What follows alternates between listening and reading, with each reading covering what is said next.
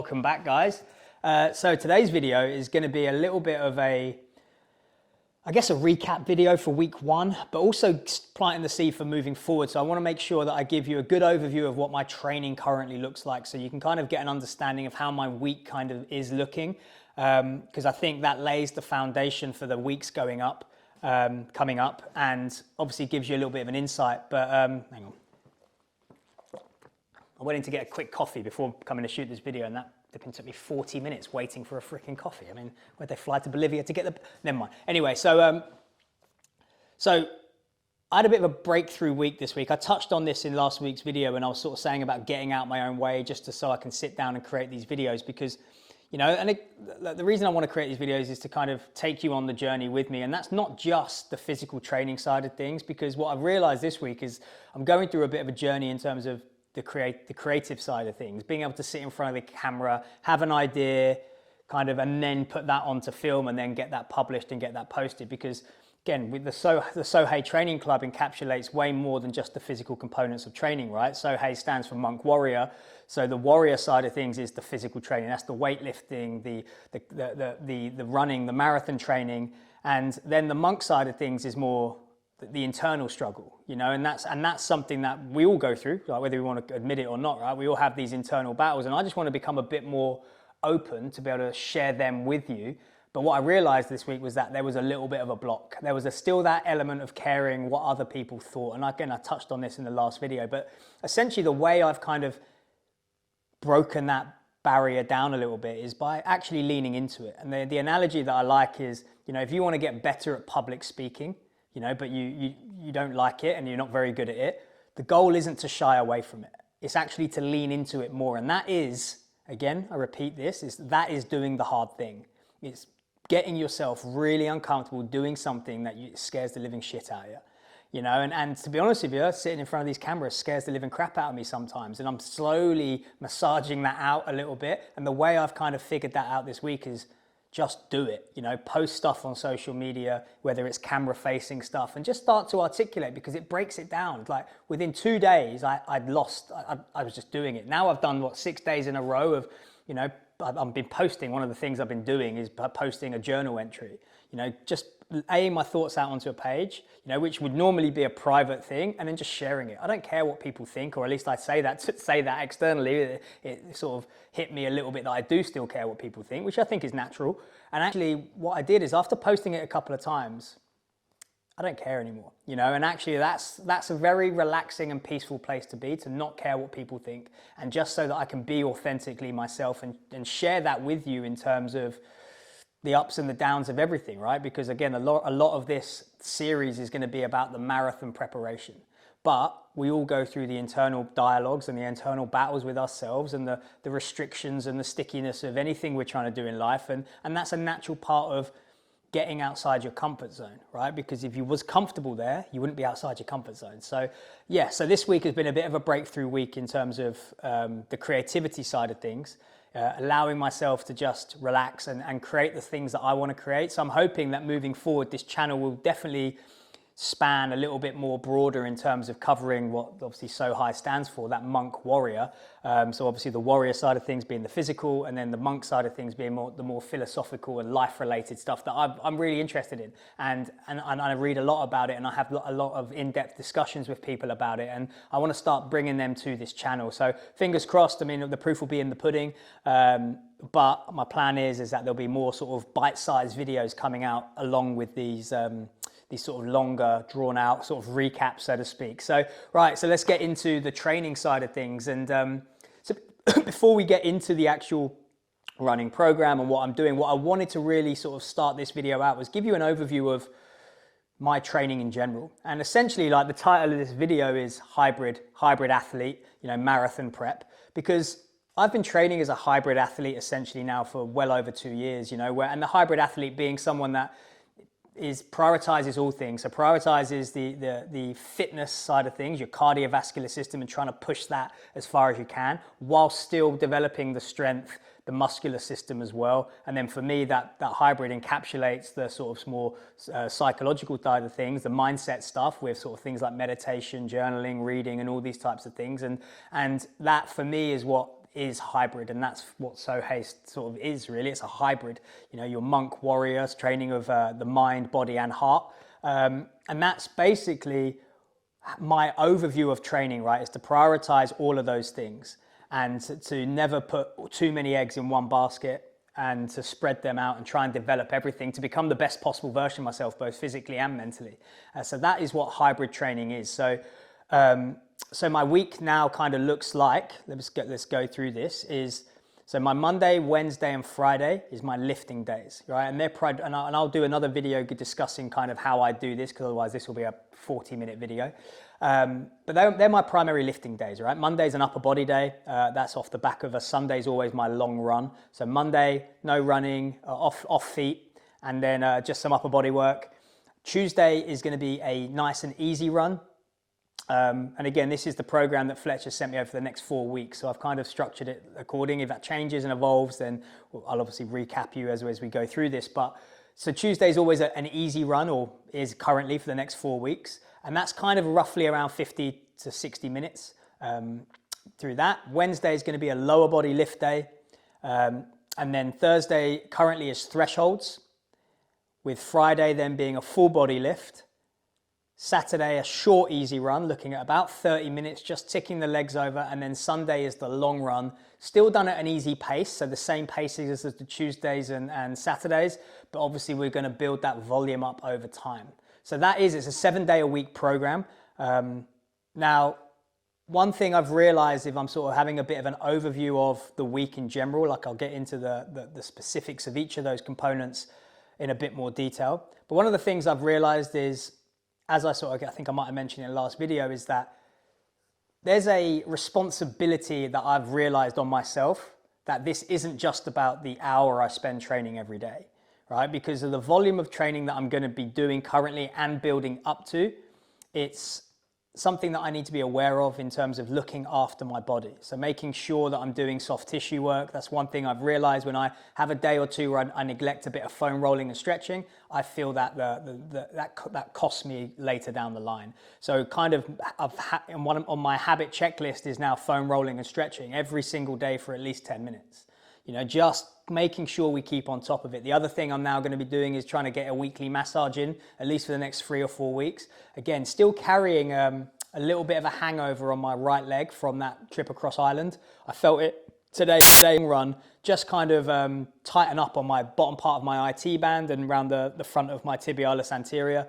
So just kind of locks in through, and it's the first time I felt it this week, and I think it's because it's the first time I've ran 2 days back to back. So I did like 30, 40 minutes yesterday. I think it ended up being a bit longer than I wanted it to be because I was in London.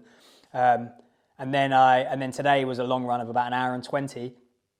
And I just started to feel it, just tighten up. And I can massage it out, so I know it's a soft tissue issue. So I just need to keep on top of that. So I'm going to be trying to get weekly massages on top of that. And that's what I mean by the responsibility, right? It's all too easy to look at the 4 running sessions a week and be like, oh, that's not too bad. But what is the long-term cost of that as we start to increase intensity and increase volume, etc., for the plan? And that's something that maybe I was a little bit naive of beforehand, but I think I mentioned it last time because it's a commitment. It's a real commitment to take on a marathon prep. Beforehand, my running, I'd only run 3 times a week, and they would all just be easy pace runs. There was no pushing it, there was no intensity, because there was no real end goal of trying to hit certain times, etc., etc.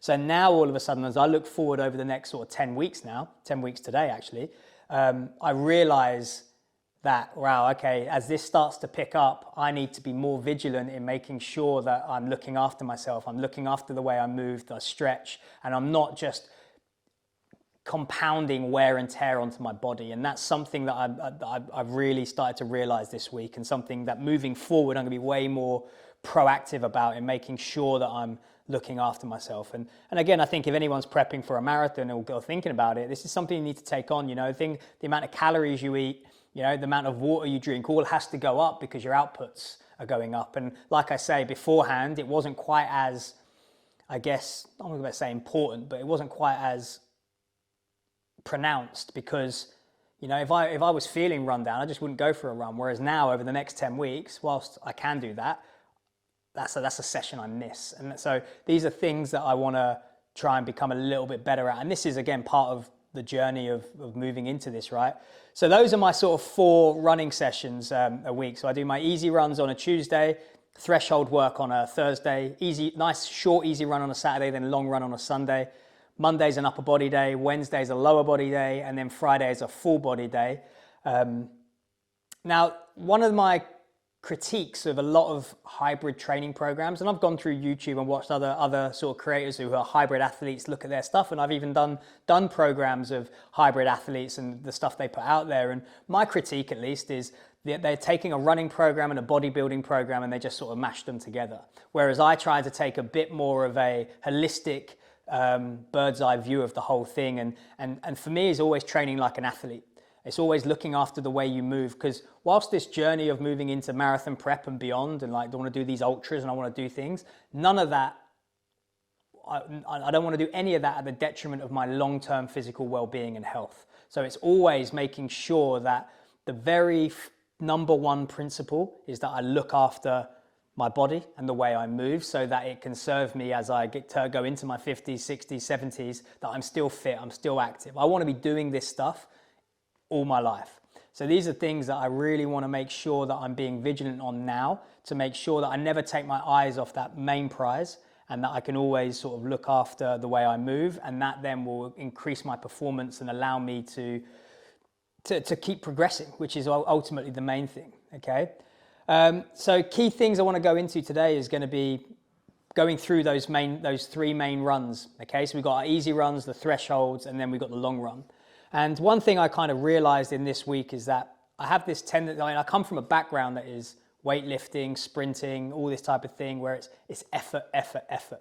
And the realization that I had this week is actually on these easy runs, because Fletch prescribes a pacing strategy of just quite a broad bandwidth of the sort of where I should be, the zone I should be in.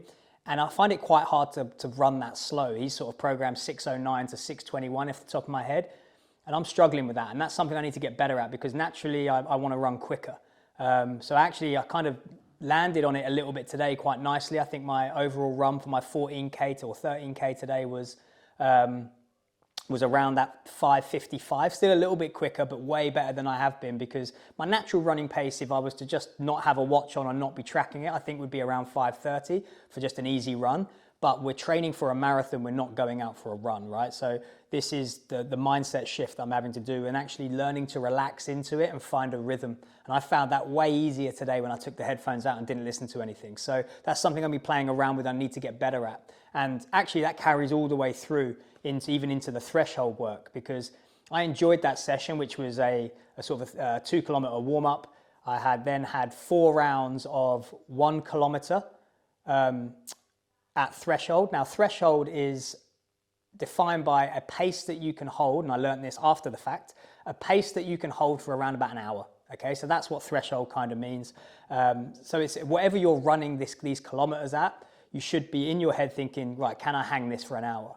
And if you're good, and hands up, for some of those reps, no chance. Right? I was going out treating it like it was a 100-meter sprint. I was seeing how quick I could run a kilometer, which is the wrong way around of doing it. So it's something I need to get better at, and I'm learning as I go through this whole process, is that, you know, yes, you want to run them quick, but they want to be relaxed and they want to be rhythmic. And I kind of realized, so again, Fletch on that one prescribed some things, but it openly said as well that actually we need to figure out what your pace is. So I think he was around about the 5-minute K mark, which I felt like it was a little bit slow. And I think I did my first one in 4 minutes 20, second one in 4:18, third one in 4:16, and the fourth one I felt good, so I blew the gasket off. I think I did it in 3:50, which is pretty good, but not really what the program should be about. So my goal for this upcoming week is to with the threshold stuff, is to take the foot off the gas, find a rhythm, because we're building that volume up. I did 4 this week, I think it's 6 next week or 5 next week, and it kind of builds over the next 4 weeks. So it's learning to find that and really find that repeatability with it, right? And not finding any drop off. So this is something that I need to get better at doing. So again, so the easy runs, learn to run slower. Threshold runs, actually learn to run slower. And then with the long runs, it's just trying to really find that rhythm and maintain that pace throughout the entire distance. So for me, this week has been a real learning curve as to what it takes to, I guess, run a marathon, and learn how to sort of train the body efficiently to do that. So that's been the week. It's been a great week, to be fair, and I've really enjoyed the whole process. But what we need to do is the key points for next week is to really try to find that rhythm and relaxation through the running, and then also make sure that we're staying on top of the soft tissue work, hydration and nutrition. Because again, being critical of what I was doing previous and what I'm moving towards doing now is when you're not really running with an end goal and you just take running for the sake for a nice easy cardiovascular session, the demand on fueling is a little bit less. And also sorry, battery died. You know, technical problems that come with trying to create videos and stuff. Anyway, what was I saying? I was saying about how, you know, demand on fueling when you're just sort of running, like you're just going through your weekly training and doing sort of 25 sort of kilometers a week, and actually how that now, you know, the demand on that fueling gets greater when, you know, you're starting to push forward and you realize that this week one is a line in the sand and every week is going to get a little bit more demanding. So again, for me, the first 4 weeks of this block is about figuring out what it really sort of means to be, you know, in marathon prep, both psychologically and physically. And that's, again, going to be a learning curve and something that like I'm excited about, because I think that I always like to maintain that sort of white belt mentality, and I'm always curious to learn what I'm capable of and what my body can achieve. And that's something that as we go through this whole process, you know, I'm going to learn a lot about myself and learn a lot about fueling endurance and how to combine weight training and running and pushing yourself in all areas of life, essentially, and what it means to get outside your comfort zone. Like, what is the cost of doing a full body lift on a Friday and then having to go into a Saturday easy run and a Sunday long run? What is the cost of that? And, you know, and it's like, I don't know, and we'll figure that out. And if there needs to be an adjustment with my overall training program, then there will be, and I'll obviously share that with you, because, you know, it's not easy to try and push yourself in all these different areas. You know, it's difficult, but that's why we do it. We want to challenge ourselves. We want to become better, and you can't become better without getting uncomfortable and figuring out and failing in some areas, right? You know, figuring out the error of your ways. And that's ultimately what I want to share, right? Because there's a lot of people out there I know that are looking to do marathons, to push themselves physically and want to get into amazing shape. And like I say, there's a cost to it. And we want to make sure that we're minimizing the debt we accumulate and we push ourselves forward as best we can. So hopefully over the course of these next videos, you can get a real insight into my training and how it's all going. But that's week one chalked off, and I'm going to chalk it off as a win because I got through every session. I've looked after myself well. I'm going into the next week feeling good and confident, and understanding of what it is I want to achieve next week. And then from there, we build, right? That's what it's all about, brick by brick, guys. So thank you very much for watching, and I look forward to seeing you next time.